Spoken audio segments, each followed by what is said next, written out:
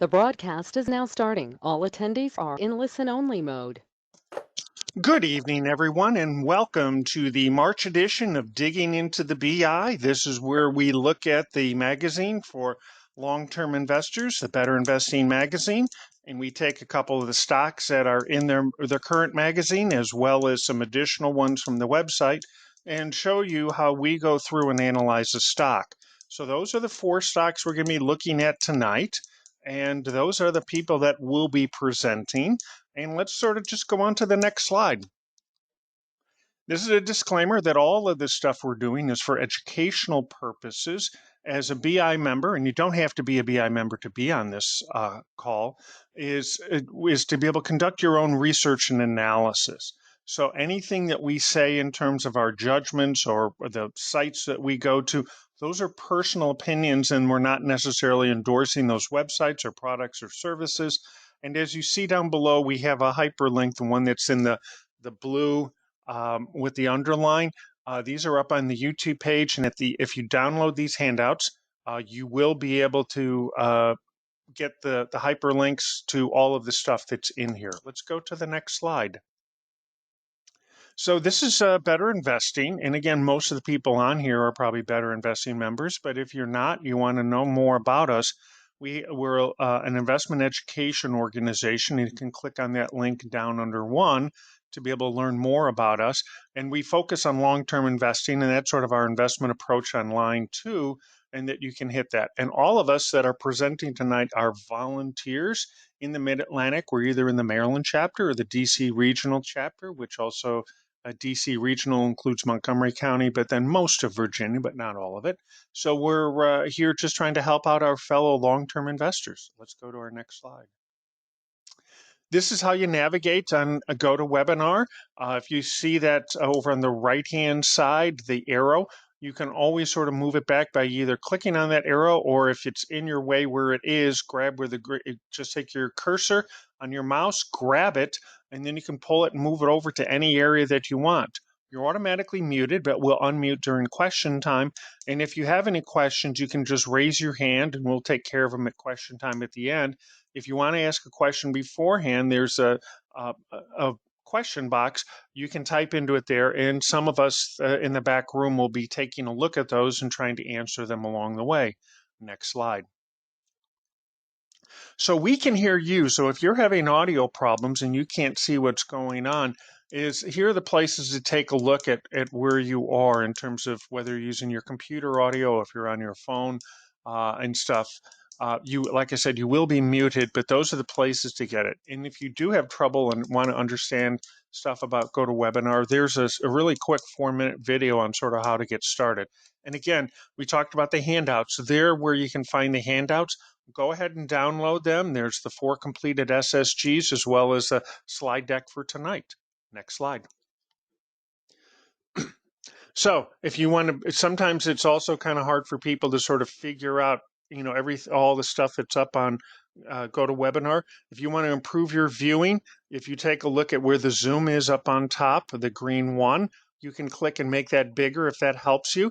And if you want to along the way, you can also capture any screenshot by clicking on that too, and it will save it. Generally, it defaults as a JPEG for that's basically a picture format that you can be able to download and then compare to your handouts as you're going through. Next slide. So why are we doing this? Well, we want to be able to help out people that are beginners or people that are trying to understand what we do in the Better Investing community. And that first link up there gives you a free 90-day trial to BI. If you're already a member, but you have people that are interested in it, that's the link to give to them to do it. We're focusing on beginners and maybe people that are uncertain of their judgment or just want to hear other people's judgments. And we're trying to do the best practices as espoused by Better Investing, a not-for-profit education organization. Like I said, this is a joint program between the 2 Mid-Atlantic chapters. We try to promote the 3 model clubs that those chapters promote, and also visit a club. In fact, we're going to have a new club tonight. It will be our 7th one, the 7th different club that's been on it. And it's a way to just sort of be part of the BI community here in Maryland, DC, and Virginia. Next slide.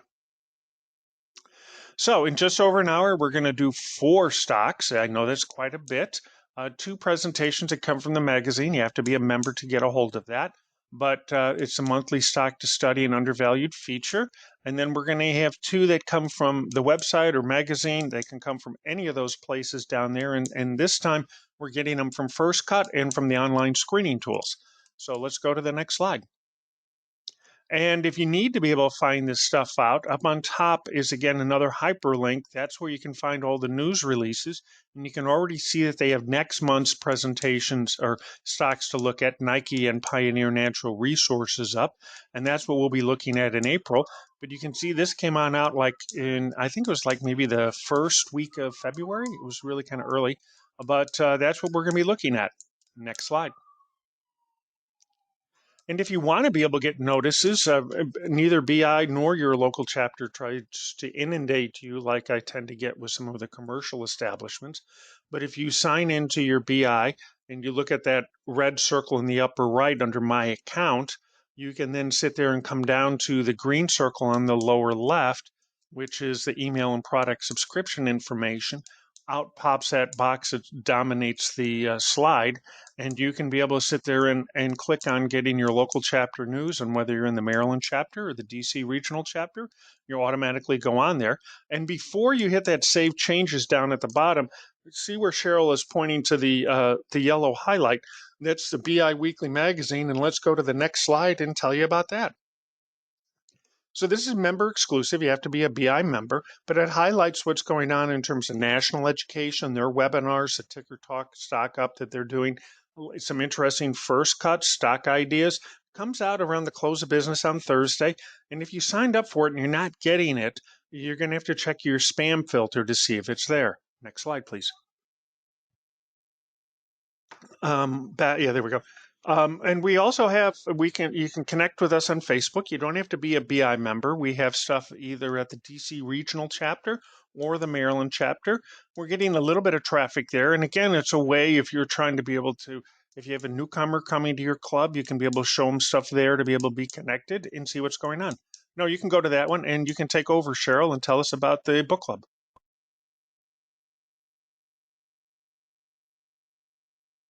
Unmute yourself. Unmute there. Thank you. The DC chapter puts on a monthly Money Matters book discussion. It's usually very well attended. And you don't actually have to feel guilty about not reading the book because the person who has taken that book to discuss sends out great notes. It's usually going to be different people now. And if you want to join them, it meets on the third Tuesday of each month at 7:30 p.m. And there is a link online right here. No registration required because it's a GoToMeeting. And the next book discussion that is going to be on the 15th of March is What to Do with Your Money When Crisis Hits by Michelle Singletary. And you know, there's a lot of crisis going on out there, so it's a very timely book right now. And you can definitely tune in and see what it's about.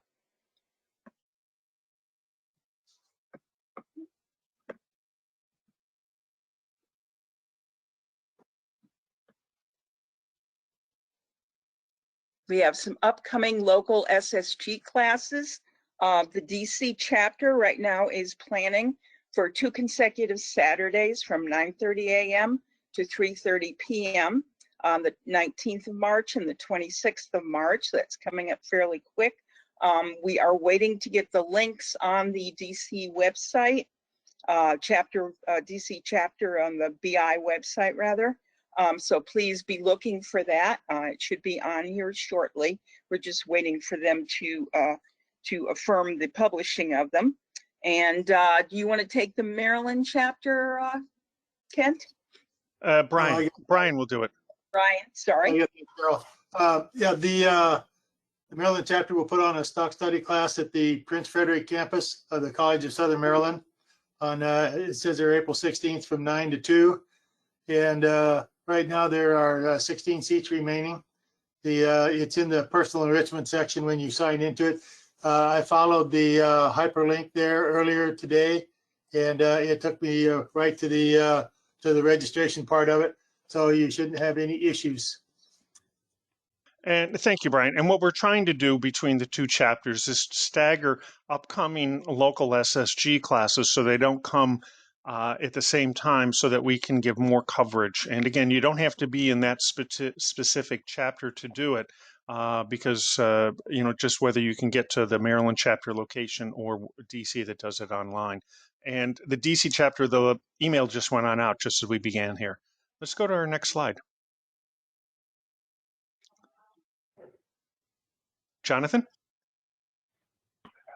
Okay, this is the Maryland Model Investment Club. We currently have 8 partners. We're always looking for more members. Anyone and everyone is welcome to join our meetings. We usually meet the second Saturday of the month. We're currently and still meeting virtually, so you can click that link and join in during our up and coming meeting this Saturday, March 12th at 10:30 a.m. The link at the very bottom of the slide is our personal website. So there's additional information regarding Maryland Model Investment Club on a website. We have stored or saved many of our presentations and stock studies. So go there and take a look. Our current education for this Saturday will be a review of the article in the Better Investing magazine for January and February. What camp are you in? And then our stock study will be Monster Beverage. Thank you. Okay. And we got a new club here. So Cynthia, why don't you tell us about your club? Yeah, so we're Cynthia Williams, I am, and we're the In the Black Investment Club. We started in just a year ago. We're running up on our 1-year anniversary. Yay! We meet the second Sunday of the month. This will be up and coming, so it'll be the 13th. Wow, time is flying. 7:30 to 9 p.m. We're online only.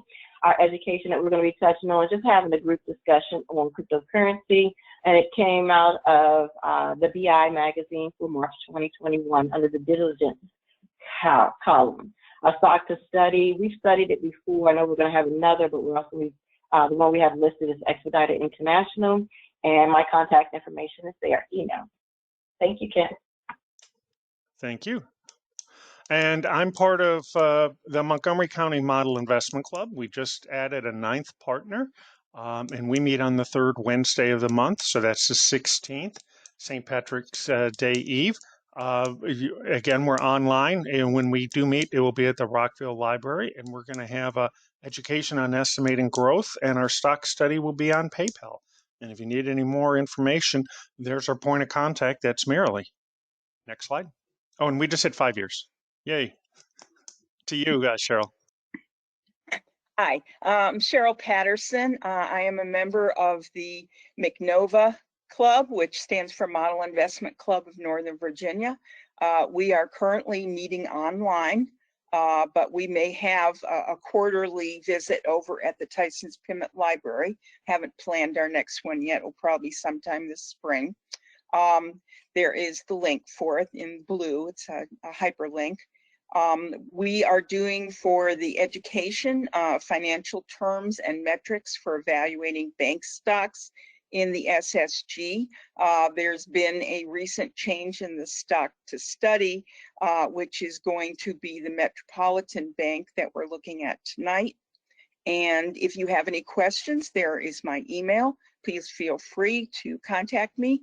We have 11 partners. We started out in 2008. We are always looking for new partners, and visitors are free to join in and listen to our running the club and what's happening with it. We encourage that, definitely. So we hope to hear from you. This is our slide on promote, visit a club. What happens is in the top part here for the Maryland chapter and the DC regional chapter, there are some local clubs that are looking for members. They've sent in their paperwork to get them onto the screen, and the screen updates as we receive more paperwork. So if there are clubs out there looking for members, please feel free to contact me and I will give you the information on how to get in that listing. Also, if your club is looking to have a DC or Maryland director come and visit your club and maybe talk to you about some information that will be, or education that will be of interest to your club members, we are certainly willing to do that as well. And again, you can contact the people. There'll be, again, the emails down at the bottom of this presentation. Back to you, Kevin. Okay, and so yeah, we're going to be looking at the March edition. And again, I got mine in the mail. Sometimes I get it early, sometimes I get it late. But over on the left-hand side, you can get it on an app. And I took a screen capture of the app from my smartphone on the left there. They've updated their app, and now it looks just like the e-magazine if you ever look at the magazine through the BI website. So it's really improved. Go ahead and sign up for it. You can use it on a computer, a laptop, a tablet, smartphone, anything that's a mobile electronic device. Let's go to the next slide. And this is how you can find out if you want to know how to get it on your mobile device. It's that green arrow there. Click on that and we'll take you to the location. And then the stocks that are being featured either as a stock to study or undervalued feature, there's always additional information. And this is that red arrow is where you can find that additional information for any stock that's being presented. So you can click on that and take a look. Let's go to the next slide and let's talk about what they have. I decided to look at the cover story. Angela McQuaid, who lives in the area, she was talking about connection is the key and how that's a way to be able to help keep your club going strong. I'd recommend taking a look at it. And let's go to the next slide because a certain club that I'm a part of had our first social meeting ever because our presiding partner, the woman in the back left, wanted us to be able to get together. So we got together for the holidays and we got most, but not all of our members.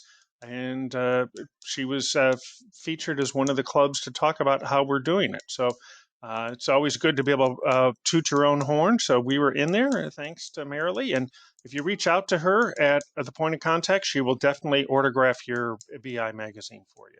Let's go to the next slide and let's get going. All right, so here are the first two we're going to be looking at in core. And again, just a reminder, as we do these SSGs, these are our judgments, and we really recommend that you do your own research. So let's turn it over, and Jonathan, get us started. Okay, thank you, Kevin. I'm Jonathan Hunn with the Maryland chapter in the Maryland Model Investment Club, and I will be discussing Oak Street Health. Next slide. This can be found, this is the featured undervalued company in the current edition of the Better Investing magazine. So there's a very nice summary that I highly recommend that you read if you're interested in this company. Next slide. So Oak Street Health is a medium-sized company. It operates value-based primary care centers for adults on Medicare. And they focus on quality of care. And I emphasize quality because value-based is actually a type of reimbursement that ties the payment directly to the quality of the care that the institutions are providing. Next slide. And Oak Street has really done a fantastic job in terms of improving the quality of healthcare for their patients. They have shown that they are able to achieve a 51% reduction in hospital admissions, 42% reduction in 30-day readmission rate, 51% reduction in ED visits. NPS is Net Promoter Score, and the highest score that you can achieve is 100. And so their patients are absolutely satisfied with their services. 95% of providers say that they recommend Oak Street Health as a great place to work. They have just recently signed an exclusive agreement to be the exclusive primary care provider for the AARP, and this will lead to increased patient growth and retention going forward. Next slide. Oak Street Health recently purchased Rubicon MD, and this is a virtual specialty care provider with over 200 specialists. So if a primary care provider identifies a patient that needs a specialist, for example, a surgical consult, the primary care provider can log into the Rubicon MD software and consult virtually with the specialist. So there's a lot of value in this, in that it can help lower the medical costs and also improve the quality of the care and also improve the patient experience too. Next slide. There's two ways that you can sign up for Medicare: the original or the traditional way by signing up for Part A or Part B or both, and select some options, or the Medicare Advantage plan. And this has been around for the last 20 years or so. And this is considered Part C, and that includes Parts A, B, and D. But this is run by HMOs or preferred provider organizations, PPOs, such as Kaiser, Aetna, Humana, Cigna. And so this is where Oak Street Health really focuses on, is trying to capture a lot of these patients on the Medicare Advantage plan, because the revenues are significantly better than on the traditional fee-for-service plan. Next slide. And now Oak Street Health provides care for both Medicare Advantage and the traditional Medicare patients. And you can see that there's a very large market opportunity here. The total addressable market represents the light green circle, the Medicare eligibles, and those are the traditional Medicare and the Medicare Advantage patients, and this represents about 60 million patients. The dark green circle is what Oak Street Health focuses on, and this represents about 20 million patients, and these are primarily the Medicare Advantage patients. So this is a huge market opportunity, and this will help them to sustain their growth over the next decade or so. Next slide. This trickle-down economics, I wanted to just try to explain how they're really getting paid here. On the far left, the risk-adjusted CMS. CMS is the Centers for Medicaid and Medicaid Services. CMS makes a payment to the Medicare Advantage plan. The Medicare, for example, Blue Cross Blue Shield, Medicare Advantage plan is required to give at least 85% of that payment to Oak Street Health. And then Oak Street Health is then responsible for the patient making any payments for any medical services that the patients need. For example, ER visits, specialist care, hospitalization.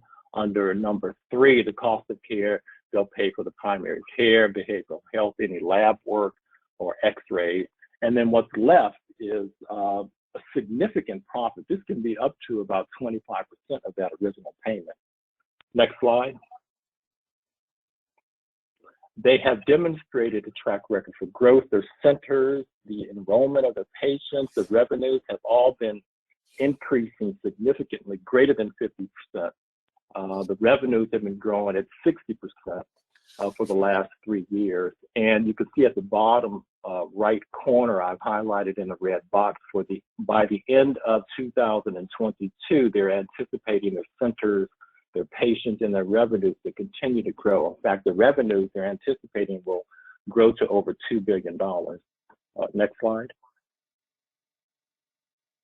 They have a great future plan. They are planning to open 40 new centers this year. They're planning to open 30 to 40 new centers in 2023 and 2024, and this all amounts to greater than 40% revenue growth. And they are anticipating being profitable by 2025. Next slide. Now, this False Claims Act investigation was just announced last November, and their stock price dropped over 20% as a result. And what's happening here is that Oak Street Health contracts with a third-party marketer, and they have been advertising their free transportation. However, the Department of Justice is investigating, because if the advertisement of the free transportation is in any way influencing people to join Oak Street Health and not other providers, this could be a potential violation of federal law. So that is the concern. Every analyst that has commented on this investigation don't think it will eventually amount to anything. So they may eventually pay a fine, but it will be done and over with, hopefully pretty soon. So, but there has been some concerns. A lot of investors ran for for the doors because of this, and it's probably not going to amount to anything at all. Other risk factors, there's always going to be competition. There are two private equity companies that own about 40% of Oak Street Health shares. So this could potentially be a problem early on, but so far things are looking pretty good for Oak Street Health in that regard. Next slide. 5 minutes, John. And I just wanted to show this. Okay, I just wanted to show this price drop. Oak Street Health price has been hovering, at least the high price, above $60, and then they had that significant drop down to $13.72, and that came after that announcement about the Department of Justice investigation. Next slide. So you can see that their sales have been phenomenal. 64.5%, definitely higher than the industry and peer group. If you look at the last quarter, 58.5% exceeded their direct peers. Next slide. Now their earnings are troubling, but they don't anticipate making a profit for another 3 years or so. So their earnings have been negative, but this is pretty much consistent with the industry average too. You can see in the quarterly spreadsheet at the bottom, they had negative 55% in the recent quarter, but many of the other healthcare organizations have also suffered too. And a lot of that had to do with the pandemic. Next slide. Profit margins are going to be in the negative. Again, they're not making a profit. The return on equity is going to be negative because of lack of profit. But notice that the return on equity, the industry average is also negative too. So Oak Street Health in that regard is comparable to what the industry is doing. Next slide. Their debt, they have been managing their debt pretty good. Just recently, this last quarter, they've taken on a lot of debt. And part of the reason is many of their patients have chronic illnesses. And many of these patients with chronic illnesses ended up being hospitalized due to COVID-19. And this was an enormous expense for Oak Street Health and other healthcare organizations too. So they've taken on additional debt in order to make up for or to help with offset some of the cost of the added expenses. Next slide. I selected 40% sales growth rate. This is slightly below the analyst average, and this results in a 5-year projected sales of $7.7 billion, and it's comparable to what the analysts are also suggesting, about $8 billion. I capped my earnings growth rate at 15%, and this results in a 5-year projected earnings of $3.70. Next slide. Because there is no PE, we have a negative earnings, so there's no PE data. I selected my high PE of 20, and that gave me a high price of $74, which is slightly above the analyst average, roughly about $68. Next slide. And then I used again, because negative earnings, I selected the recent market low, or the 52-week low price of $13.70. That's my low price. Next slide. So if you bought Oak Street Health today at $22.40, that was actually Friday's closing price. I think they're still around $22. You would get an annual return of about 27%, which is very, very good. Next slide. 2 minutes, Jonathan. So I think this is a high quality company that is providing excellent high quality service to their patients. They are the exclusive primary care provider to AARP. They have high patient and provider satisfaction. They have a phenomenal growth rate and with an ambitious growth plan, and they're anticipating being profitable within the next 3 years. Next slide. So Oak Street Health is a medium-sized, fast-growing company. It's very well managed. I say it's on sale based on the price. We usually value a company based on the price-earnings ratio, which we don't have. But based on the current price and the total return potential, I think this is probably a good entry point at this. So I think at the very least, it's a worthy candidate to purchase, but you can also consider putting it on a watch list and maybe monitoring it for a few quarters. Okay, thank you. Thank you, Jonathan. Glad to always have you here. And speaking of that, we've got a returnee, her second time doing it. Maskey, why don't you tell us all about Metropolitan Commercial Bank? Yes, Kevin. Good evening, everyone. I am Maskey, member of the Model Investment Club of Northern Virginia. I found this bank using prospector software. Most investors do not want to analyze banks or insurance companies because their financial statements contain unfamiliar terminology and data, and so they tend to keep away from this sector. Next slide. As of January 21st, 2021, MCB operated in 6 locations in Manhattan, Brooklyn, Great Neck, in Long Island, New York. The company was founded in 1999, and it is headquartered in New York City, New York. Next slide. The company offers checking, savings, term deposit, and money market accounts, as well as CDs. It also provides lending products, including commercial, construction, multifamily, and 1 to 4 family real estate loans, as well as commercial and industrial loans, trade finance, letter of credit, term loans, working capital lines of credit, commercial mortgages, and consumer loans. In addition, the company offers cash management services as well as online and mobile banking, ACH, remote deposit capture, and debit card services. Next slide. MCB offers corporate cash management and retail banking services, and through its global payments group, provides banking as a service to its fintech partners, which includes serving as an issuing bank for third-party managed debit card programs nationwide and other financial infrastructure, including cash management and custodian deposit services. Next slide. The loans have grown from 2015 to 2021 with a 6-year percentage increase of 355%. The deposits have grown from 2015 to 2021 with a 6-year percentage increase of 740%. The revenues for the same period has a percentage increase of 466%. The net income again for the same period with a 6-year percentage increase of 1400%. Next slide. Metropolitan Commercial Bank has performed quite well since its IPO presentation.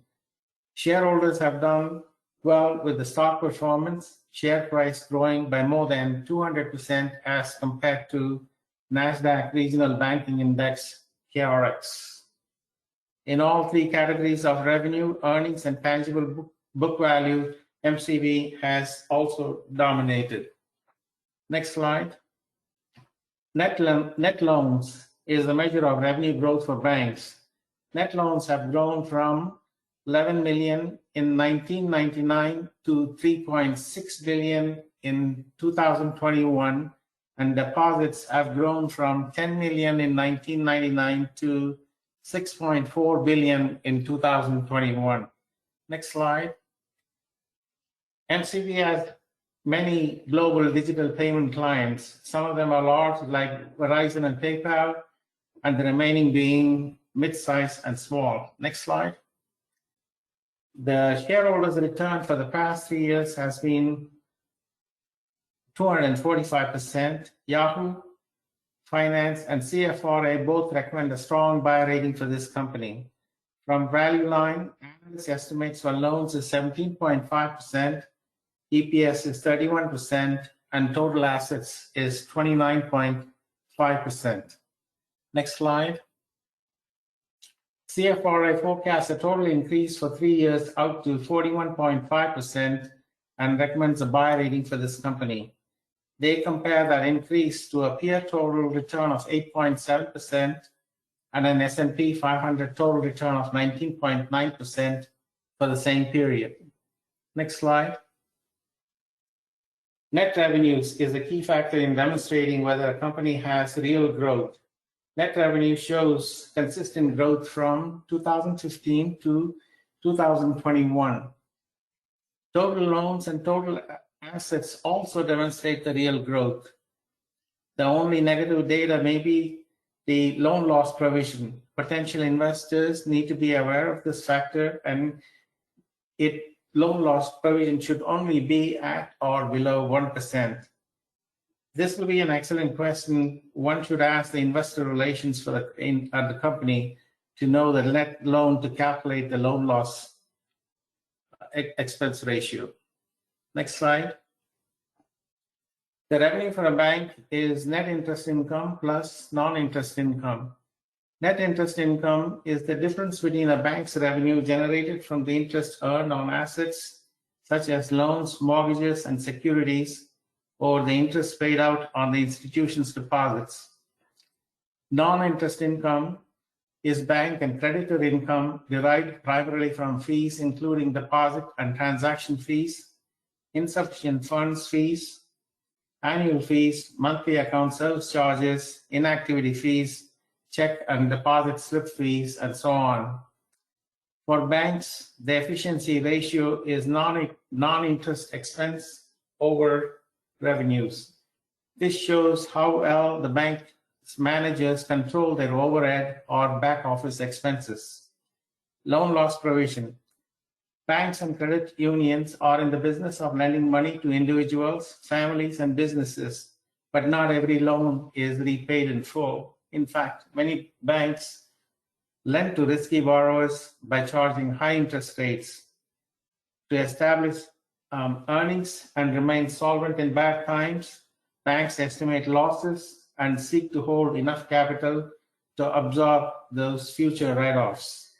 If the charge off is less than 1%, the bank is efficiently run.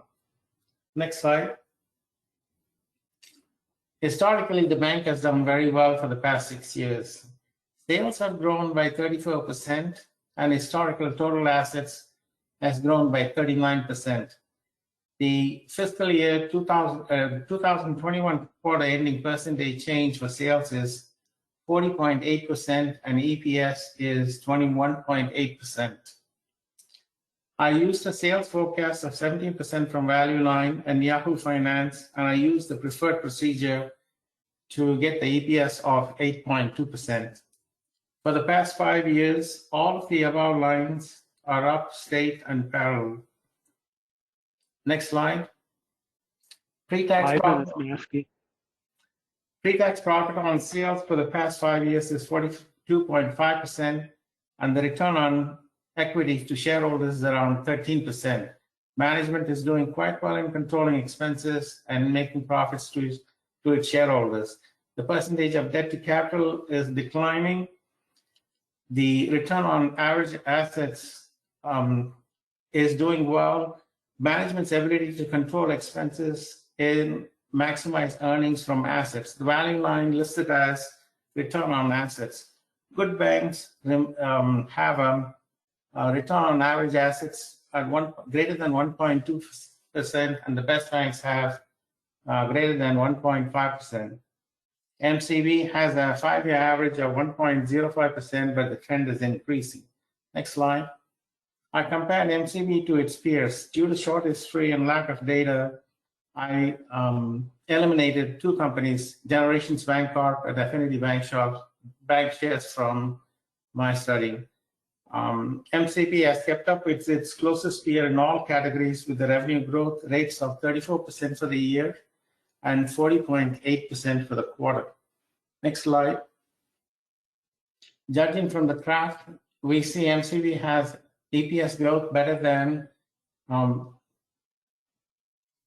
First Western and industry average. MCB has growth rate of 52.1% for EPS, while First Western EPS has negative until 2018, spiked very high in 2019 and 20, and then over in 2021 due to inconsistent ups and downs. MCV has a quarterly growth rate of 21.6%, higher than First Western, which has negative 62.3%. Next slide. MCV has better sales growth forecast compared to First Western and the industry average. Next slide. Looking at the graph, MCV has straight up and parallel lines compared to First Western, which has inconsistent growth and industry average, which is almost parallel to MCV. MCV has always had consistent growth. Next slide. The percentage of debt to capital is declining compared to First Western and industry average for the last 5 years. MCV has managed to control their debt at lower numbers while increasing their number of loans, deposits, and other fees. Next slide. Normally, banks have a lower PE compared to other industries. MCV's historical IP is lower than its peer and the industry average. The same is with the low PE. MCV has a high PE of 16.2 compared to First Western 17.6 and industry average of 16.3. Next slide. I chose a 5-year average high PE of 15.5 and low PE of 12.3 to come out with a high price of $180 and a low price of $79, which comes out to be 70% of the current price, giving me a buffer in case the market drops 30%, which it may current do, in turbulent national and the global events that are happening now. Next slide.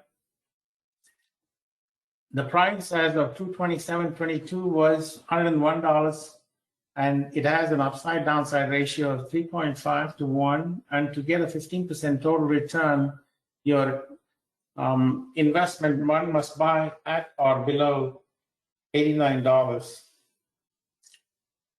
Next slide. This graph shows the upside downside ratio within the zones. MCV at its current price is near the top of the buy zone. One must look for dips in the price to achieve total returns of 15%. Next slide. MCV is a small sized and a growth company. It's a well-managed company.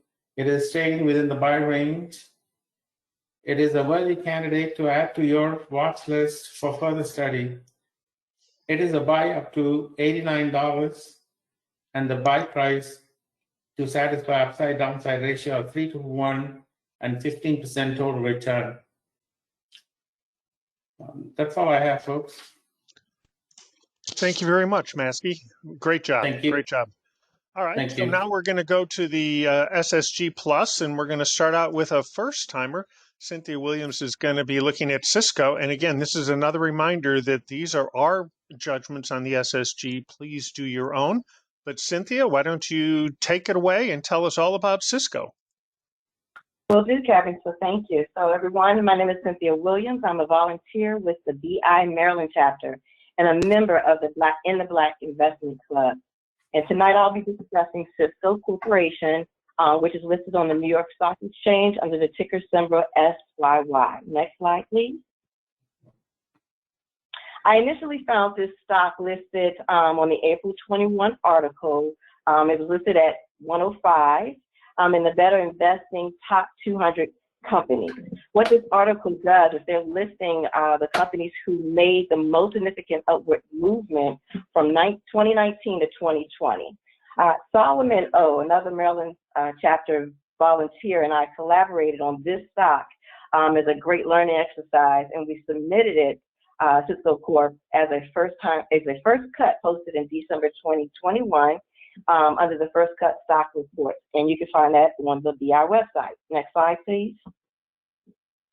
So Sysco is in the food distribution industry, consumer defensive sector, founded in 1969 and headquartered in Houston, Texas.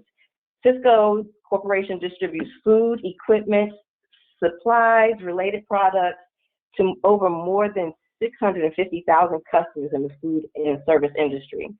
Sysco, for over 50 years, has been very aggressively transforming itself to becoming the global leader in selling, marketing, and distributing food and non-food products to restaurants, healthcare, educational, government facilities, lodging establishment, and other customers who prepare food away from home. So the bulk of the revenue, if you see here, is roughly 66%, and it comes from servicing independent and chain restaurant customers. And this is still the case, even though we are in the midst of a global pandemic. This is still the highest revenue generator in the restaurant industry there. But even with the placement of restrictions and even closing most of the restaurant operations, again, their revenue still was high, and it was in this sector here. Next slide, please. So here I want to tell you about Sysco. Sysco has 4 business segments. You have broadline, specialty companies, international segments. Just a little bit about each. So the broadline is the largest segment of Sysco's business, and their operating companies distribute full lines of food products and a wide variety of the non-food products to both the independent and the chain restaurant customers. Moving on to the specialty companies, this is where Sysco meets the needs of the customers looking for specialized and differentiated products, if you will, such as your specialty products, produce, your specialty meats and seafood, European imports, and supplies on the fly. When you do your own research, as Kevin said earlier, when you go in to dig into Sysco, you'll see that places you go into and things you touch on a daily, you're going to see how much of that Sysco touches or Sysco company is behind. It's amazing. It blew my mind. So do your research on that. Moving on to the international. Sysco robust international network supports customers in 90 different countries around the world, and their international operating companies are located in 10 different locations outside of the U.S. and Canada. And I listed a few here for you to see. Moving on to the 4th and final business segment is Sigma. This is their customized distribution operating, but they service only the quick service chain restaurant customers only. Next slide, please. On this slide, I wanted to highlight Sysco's quarter 2, FY22, quarter 2 rather, that ended December 21. Sysco delivered another outstanding strong sales growth quarter compared to pre-pandemic 2019. But let me just do it in review. So quarter 2 in review, Sysco had $16.3 billion in sales, which is a 41% growth over supply and a 10.5% growth over the 2019 levels. They had a $2.9 billion gross profit, and that's a nearly 38% over supply, with a 4.3 compared to the same period in 2019. The circle up in the upper right-hand corner, I'm indicating here a per case increase across, listen, all operating segments in quarter two. In the graph below, this shares price dip in 2020. If you notice, it has recovered nicely, and it is near the 52-week high for FY22. Next slide, please. In 2021, Sysco laid out their 3-year roadmap, and they termed it Recipe for Growth. Funded, and they are looking to fund this by elimination of $750 million in operating expense. The RFG, the Recipe for Growth, involves 5 strategic priorities, and they are digital, products and solutions, customer teams, supply chain, and future horizons. And all of this is to include returning over $650 million to shareholders via share repurchases and dividends. Yes, dividends. Next, the plan is aimed to enable the company to grow 1.5 times faster than the overall food service market by fiscal year 2024. And they are expected to exceed the prior forecasted growth of 1.2 times of the industry in 2022 this year. Next slide, please. Here I wanted to just point out that one of the analysts with Morningstar stated that despite near-term headwinds, market share acceleration bodes well for this narrow moat Sysco Corporation. Narrow moat, just to share with everybody, just a moat refers to the competitive advantage. So it's narrow, but they have the advantage. So what I'm trying to say is the fruit of the RFG, the Recipe for Growth, has already been seen and realized. Next slide, please. The dotted green and blue lines represents my sales and earnings forecast. And my sales forecast is spot on with the sales detailed estimates. My earnings is slightly below the detailed estimates, but the history here with Sysco, they are a steady up and parallel company, and we'll get to that. But let's move to the next slide. 5 minutes, Thank you. Cynthia. Thank you. The blue line here represents the shares outstanding. Sysco has a very robust shares buyback program, something to be very proud about. This helps with their grow their earnings. The red line represents Sysco's total debt that's decreasing. The green line represents the dividends. Sysco has been increasing its dividends for 53 years. And I didn't say just giving dividends, but they have been increasing year over year for 53 years. So the dividend payout ratio for Sysco is 142.4%. Next slide, please. All right, here's my at a glance Sysco compared to its three competitors that are listed: United Natural Foods, Performance Food Group, and U.S. Food Holdings. However, I want you to pay attention to what I have highlighted with the green box. I like to compare the target company, Sysco, with the peer group and the average of the industry. So the peer group and the industry average with Sysco. So with that, Sysco's doing very well. So Sysco's either with at the average, or they're even well above the average. So again, Sysco's doing well in these growth metrics I have listed here. Again, emphasized by the green box. I place a red star on the peers that are with Sysco, but maybe doing better than Sysco. But again, it's just a few of those growth methods, and I'm not concerned, and I don't see anything that's going to stop that management is not handling. So I really think management is doing a great job. Kevin Hurricane is the president and CEO and a member of the board. He's been there since 2020. And just by the way, to share this nugget, he has a master's degree in supply chain management, and that's what we need right now. Next slide, please. All right, so let's see. The recent quarter figures up in the left-hand corner, as I mentioned on previous screen, is great. The sales are again at 41%, an increase of 41%, and your earnings at 153. Here, I would like to show you how I tabulated the analyst forecast. Just several analysts kind of got the average from that to help me come up with my forecasted figure. So they had 8.62 for sales, and I just took it down a little bit, saying remaining conservative, if you will, and lowered it to 8, yielding a 5-year estimate at 89.2. Value line, if you look to the right at the very bottom, they have it at 71.5. So I'm a little over. I know you're saying that's not conservative, Cynthia. Who you fooling? But I'm just excited. So although earnings have been consistently growing at a higher rate than sales, I still use the average when I tabulate the earnings. Here they had, the average was 29.6. I used 25, again, being conservative, which yielded my 5-year estimate to be $4.64.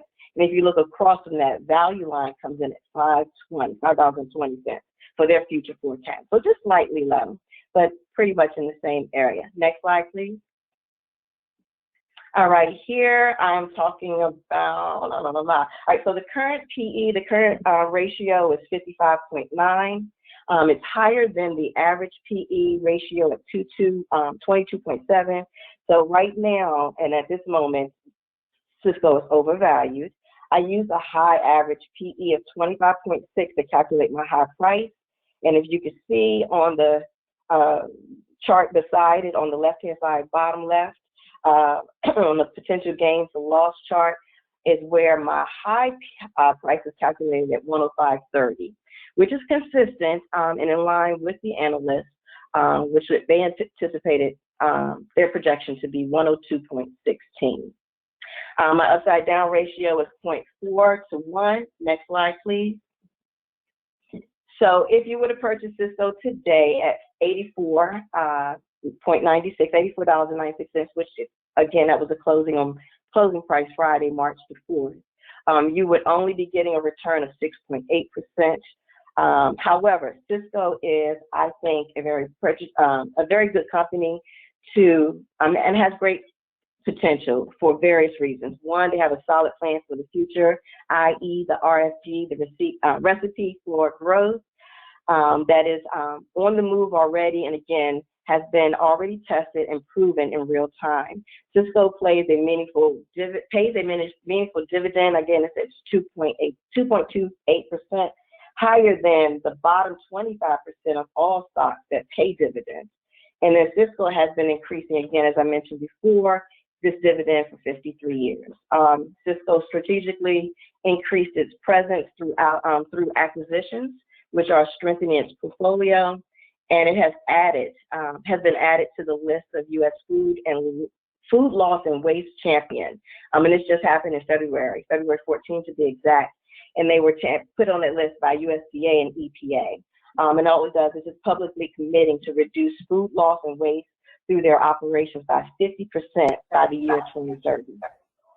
Next slide, please, I believe. Yes. So Sysco is a large, moderate growth company that I believe is well managed. Unfortunately, it is currently overpriced, trading above its 5-year average high PE. However, it is definitely a worthy candidate to add to your watch list, to do an additional research and get blown away like I was by what it has to come. Thank you, Kevin. Thank you, Cynthia. So as a 20-second different presenter, you did a great job. So let's move over to a regular who's been with us almost since the beginning and is always eager to help out. From the Maryland chapter, Brian Koenig, and he's going to tell us all about Mastercard. Go ahead, Brian. Good evening. I'm Brian Koenig, a volunteer in the Maryland chapter. My company tonight is Mastercard, symbol MA. It's the March 2022 BI Magazine Stock to Study. And just a reminder that the stock to study goal is to double an investment within 5 years with the market price appreciation plus dividends. Next slide.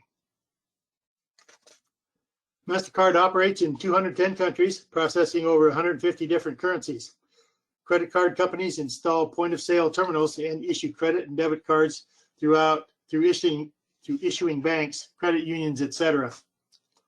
During 2020, discretionary spending was sharply curtailed. However, in 2021, the trend reversed and is gaining momentum in card swipes and dollar volumes. Next slide. Here we see the cash, which is the green, versus the non-cash orange transactions around the world. In the upper left, in North America, the orange represents 52% of the non-cash transactions. Both the Western Europe in the top row, the second from the left, and Asia Pacific on the top right have just over 1/3 of their transactions as non-cash. And the remaining 4 areas have less than 10% non-cash transactions each.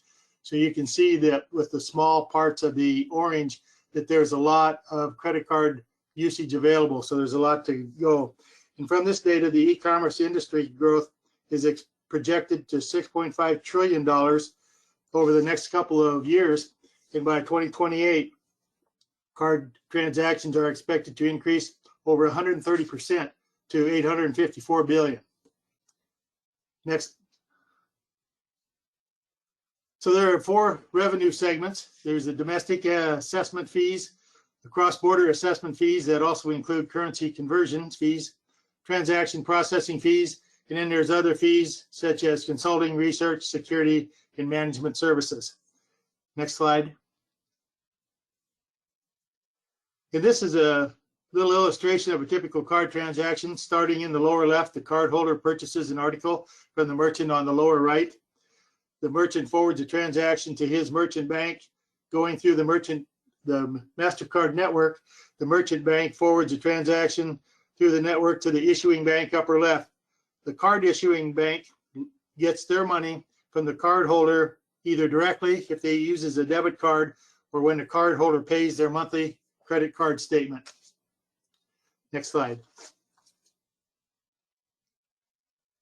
And credit card companies generate revenues by charging fees on gross dollar volume, and the consumer does not pay the accrued charges directly to Mastercard, but to the financial institution issuing the card. Next. Okay, so now on to analyzing the Mastercard, and I'll be using the core SSG. Mastercard is in the credit services industry, a part of the financial services sector. With 2021 sales of nearly 19 billion, Mastercard is a large company. Mastercard is number 2 behind Visa, that has over 24 billion in sales. Next slide. So tonight's presentation will follow the core SSG tabs and steps. Starting with tab 1, step 1, we look at the historical sales data. On this and further slides are the included data plots for both Visa and the industry, that is the industry leader, and then the industry peers for comparison. The Mastercard is the black line, Visa is the orange line, and the peer group average is the magenta line. The trend line shows the steady growth of about 10.9%. Next slide. For historic earnings per share, which is tab 1, step 2, again, the 3 data plots are similar with a 16.4% trend line growth for earnings per share. Next slide. Now we'll evaluate management under tab 2. Step 1 is the percent pre-tax profit on sales, which is also called profit margin. It shows steady results of a little over 50%, which is a few percentage points below Visa. Next slide. That instead of that at symbol, it should be a percent. So I put that in there and so everybody would know I made a mistake. The step 2 is a percent return on equity. Here you'll note Mastercard's returns are significantly higher than Visa or the peer group. Even with a couple of outliers in 2017 and 2019 removed, the 5-year percent return on equity average is over 100%. Next slide. One indicator of management skill is how debt is employed. Looking at total debt and percent debt to capital together lets us understand how the company is managing debt. I plotted them both here so you can easily see that even though Mastercard has a lower total debt, the step 3 on the left graph, it has a higher percent debt to capital, step 4 on the right.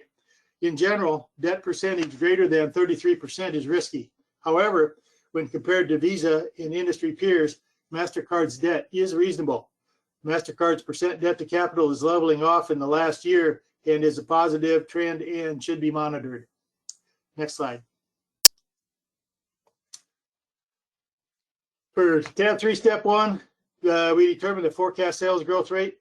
For a start, under the research menu, I reviewed the member sentiment results for 243 completed Mastercard studies in the past 90 days. With all studies selected, the sales average was 14.3% and the earnings per share average was 16%. Next slide. Here, the historic sales plot shows the 10.9% trend line that we've seen before. With the member sentiment result of 14.3% in mind, I decided to be a bit more conservative and chose 11% for the 5-year sales growth forecast. Next slide. Even though both the member sentiment and the historic growth rates were 16% and 16.4% respectively, I decided to also be a bit more conservative here and selected a 5-year earnings per share growth rate forecast of 15%. This resulted in a 5-year projected earnings per share of $17.62 shown in green. And this number is also known as the frontside connector in some places, as it's the only value from the SSG frontside that's used in backside calculations. Next slide. In tab 4, steps 1 and 2, we evaluate the historic high and low PEs for use in calculating the high and low stock price forecast. Here in step 1, Mastercard exhibits steady 5-year growth of 46.1%. However, better investing guidance suggests that PEs over about 35 should be used with great caution.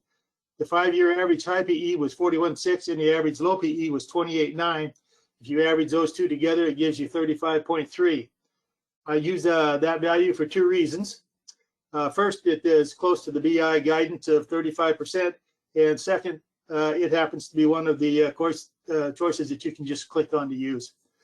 And it wasn't too far off. So that's why then you take 35.3 times 1762 to get a high price of $622.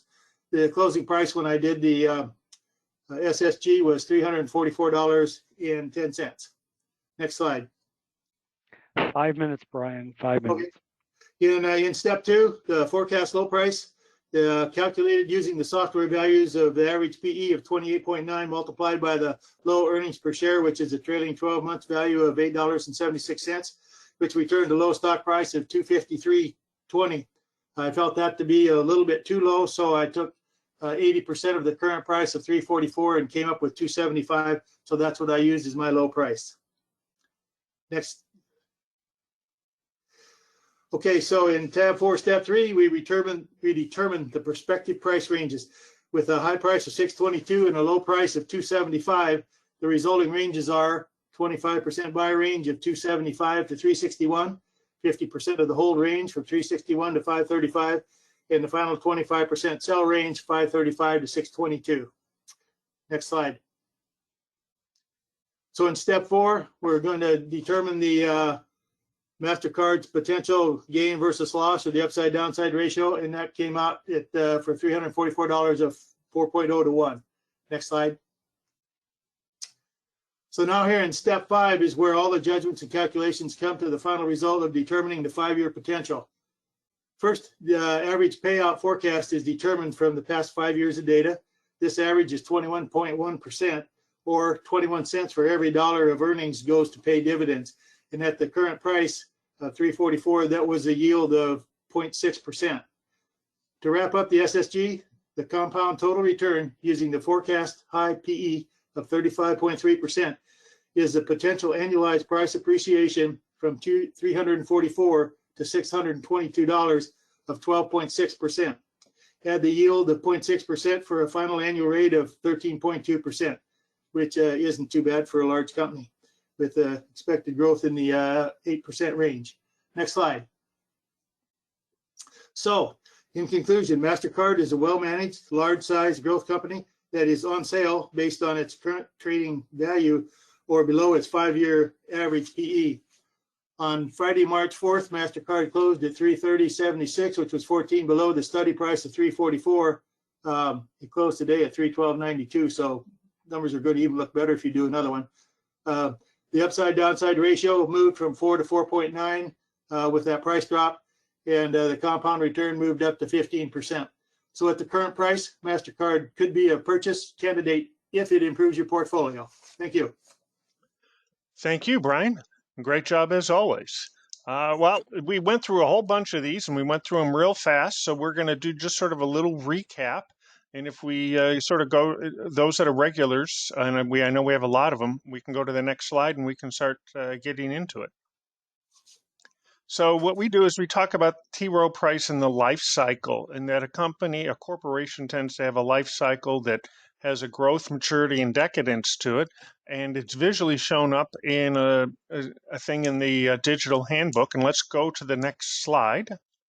Here it is. And I've asked all the presenters to be able to put their stock where they think it is on this continuum. It's and the like. And so, Jonathan, why don't you go first and tell us why you selected that location for Oak Street Health? Okay, Oak Street, I think, is in a very early explosive growth phase, primarily because of its sales growth. The sales growth is just phenomenal, approaching 60% sales growth. And going forward for the next 2 or 3 years, they're also projecting sales growth to continue to be very, very high. So I think there's a lot of potential for this company, and I think it's still very early in its growth phase. Thank you, Jonathan. Maskey, if you can tell us why you have that location for Metropolitan Commercial Bank.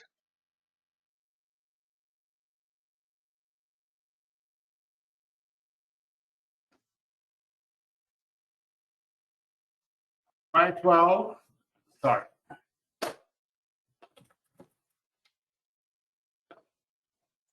Go ahead, Maskey. Can you hear me? Yes, we can. Go ahead. Okay. MCD is a small growth company. It had to have very good growth.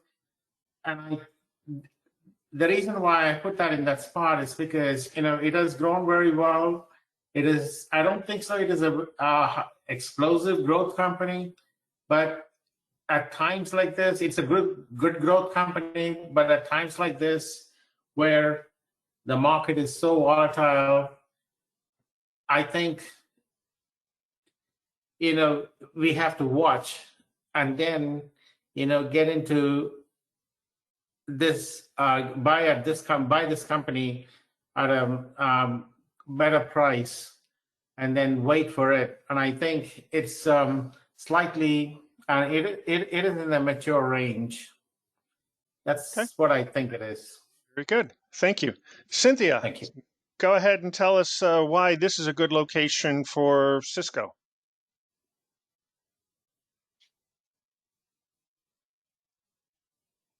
Did we lose you? Can't hear you, Cynthia. And yet it looks like you're unmuted. How about this? There you go. Now we got you. Go ahead. So Sysco is a mature company, been around for over 50 years, but they're still strong in the game. Like I said, they are recognized as the leader, a global leader in this industry. So I believe they want to keep that. They have a new CEO, fairly 2 years old in the business, and he's bringing a lot of good things to the table. So he brought a strong team around innovation. And again, that RFG, which is the recipe for growth, is really tracking hard. So I believe where we have it on the mature growth, but still booming, is a good spot for it. So that's why I put it there. Okay. And last but certainly not least, Brian, tell us why that's a good location for Mastercard. Well, even though Mastercard's been around and it's a large company and grown, you saw from I think it was a return on equity of 100%. Excuse me, 100%. That it's not in the explosive growth down on the lower left, but it certainly hasn't entered the mature growth stage. So I figured somewhere right in there was good. Very, very good. Grab yourself a glass of water. Let's go to the next slide. And we've been doing all this chatting, and now it's time for all of you. And what we're asking you is not so much what one you want to buy, but which one are you interested in to do some further research? And Cheryl, if you put up the tabulation, everyone who is not on the presenter or panelist side will be able to vote. So go ahead and put it up. It's free to vote. We won't know who did what, but we can certainly see. I see folks are really voting. We got a really close race. Now it's turned to everyone's in the battle on this one. Okay, we're at 65%, 67%, 73. Can we get over 80? 75, 77. Can we do a little bit more? We're almost up to 80. Can we get over 80? Can we get there? I think we're pretty, there we are. We're at 81. Go ahead and close it out, Cheryl. And there we are, a very, very close race between Mastercard and Oak Street Health. And those are the ones that you ought to maybe take a look at a little bit more. But even Metropolitan and Sysco showed themselves to do a really, really good job. So thank you all for voting on that. And let's sort of move on. And Kent, why don't you tell us all about how people can get involved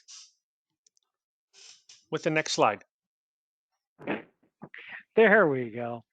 All right. If you learned something tonight, or if you found something of value and you think a friend, family member, or someone in your community would benefit, please let them know by sharing the materials either in paper form or electronic.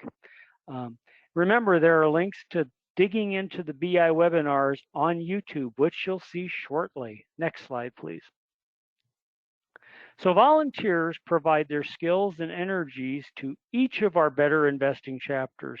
And as volunteers, we have many opportunities to improve our investing skills. And I find that I also enjoy helping others learn investing and improve their financial management and investing skills as well.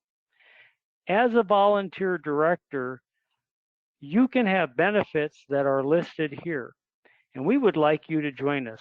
You can do that by contacting any of the folks whose names and email addresses are displayed on slide 115, which is coming up. Thanks. Thank you, Kent. So I know we try to squeeze a lot into this hour and 15 minutes, and we're right at the bewitching hour. But as Kent says, we now have a YouTube channel. We're trying to get it cleaned up and make it even better. But last month we only had 7 subscribers, and we're up to 15 right now. And I've been watching and tracking the number of views, and we're starting to get stuff. Again, you don't have to be a member of BI to get to those.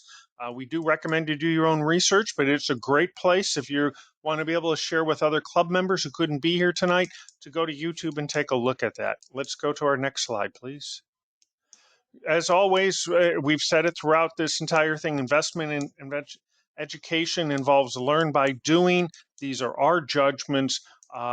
We have webinars through the BI community to be able to help you with that. We have local classes. Again, upcoming classes, sometimes they're even beneficial for people that have done a few SSGs. And we're like I said, we're trying to stagger the 2 chapters or SSG classes so they're not going head to head with each other, so that we'll have more coverage. And again, you can take any class from anyone, anywhere. And if you know someone who wants to be a member, there's a hyperlink there again for a free 90-day subscription to Better Investing so that they can join. Let's go to our final, a couple more slides we got. I think we have 2 more.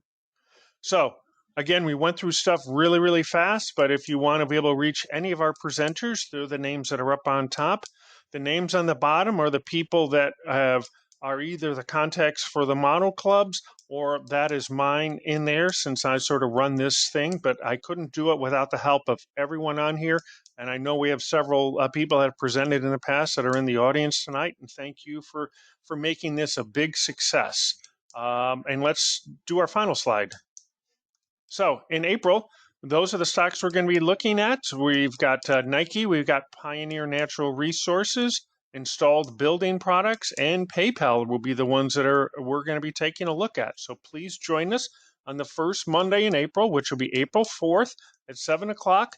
And please share this with your friends. And if, again, you're trying to recruit someone, show them this as a way to be able to get involved. At this point, I think we will open up for questions. I see that sort of going there. Kent, do you want to sort of take us through the questions and get it out to the presenters tonight? Sure. So first question is from Ed. He's asking, will the SSG classes be in person or online? And so I'll open that up to Brian and to Kevin. Well, for the one in Maryland at the Prince Frederick campus of College of Southern Maryland, that is planning to be in person this time. And I think now that the mask mandates have gone away, I'm pretty sure that will be in person. And with 4 people already registered, pretty sure that it will probably happen as scheduled. Thank you. And the one that starts in 2 weeks' time is for the DC chapters. That's going to be a go to webinar event just like this. And the link just went out to people in the DC chapter. If you're not on that list and you want to be able to get that information, please send me an email, and mine is on the previous slide. So again, please make sure to download these handouts. What's our next question, Kent? Okay. Ione McNeil says, congratulations to your club, Kevin, for your 5-year anniversary. Lola asks, with Oak Street Health, trying to do an SSG on a company with negative earnings, what compels you to continue studying the company? And that's probably to Jonathan.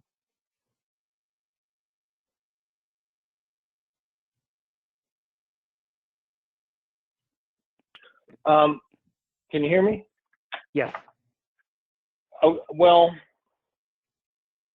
you really have to dig for details. This is not going to be a standard BI type of a company that's going to work with the SSG per se, because there are negative earnings, and it creates a lot of challenges because of that.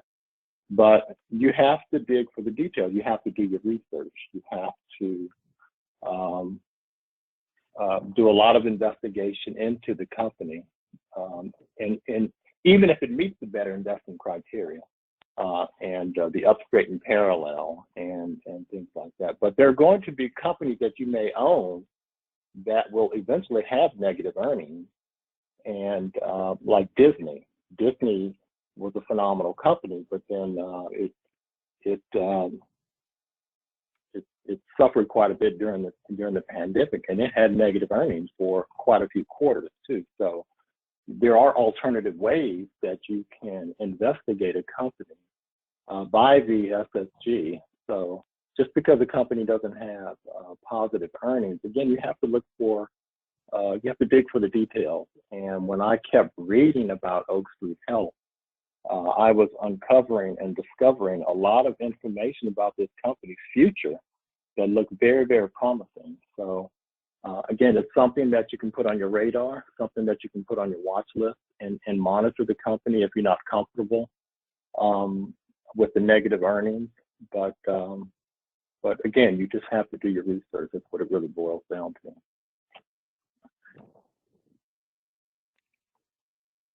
All right. So let's see. Okay, so Ione also says that digging into the BI events are the best. Thank you, Kevin, for making that happen. How should an investor read insider trading? And this is for Richard. He asks because it's been reported that the Oak Street CEO sold almost $1 million, 900,000 worth of his stock 2 weeks ago. So how does one read that insider trading is one of the things Richard is asking about. And that goes, I guess, look at that as noise. Yeah, that to me is noise. And I think that's also something that Better Investing talks about. Just because a company executive has sold stock does not mean they're selling it because of deteriorating fundamentals. They may want to buy a new house, or they might want to buy a new Tesla. I don't really pay much attention to what the owners are selling. That's my opinion. Anyone else may want to offer anything else regarding how they handle those situations. Well, you also have to look at what is the percentage that they're selling to the total percentage of or number of shares of stock that they own. You got to remember that part of a salary of a person, especially high up in the company, would be shares of stock. And so maybe they've accumulated so many that it becomes almost like, as you said, Jonathan, you know, if they need to pay their child's college tuition, or, you know, there's something that they want to buy, that here comes an opportunity to sell some of the shares of stock that they gain over the many years they're with the company to be able to spend it towards something that they need.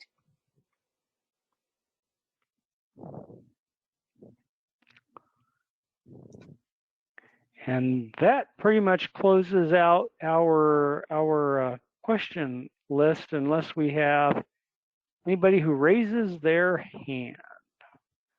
So, and Solomon says, good job, Cynthia.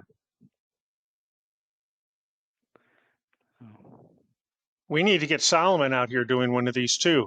Can you work on him, Cynthia? Of course. Thank you, Solomon. And a great job. Again, we're looking for other people to sort of help out. It's a great way to be able to promote your club. I know we have several of you presenters that are in the audience, so that's a sign that we're doing something right. But yeah, let's please sort of reach out and get some other people in there. And yeah, any credit to my club, MCMC, I see we got 4 of them in the audience. So that's a great indication that they're really caring and wanting to do more about this.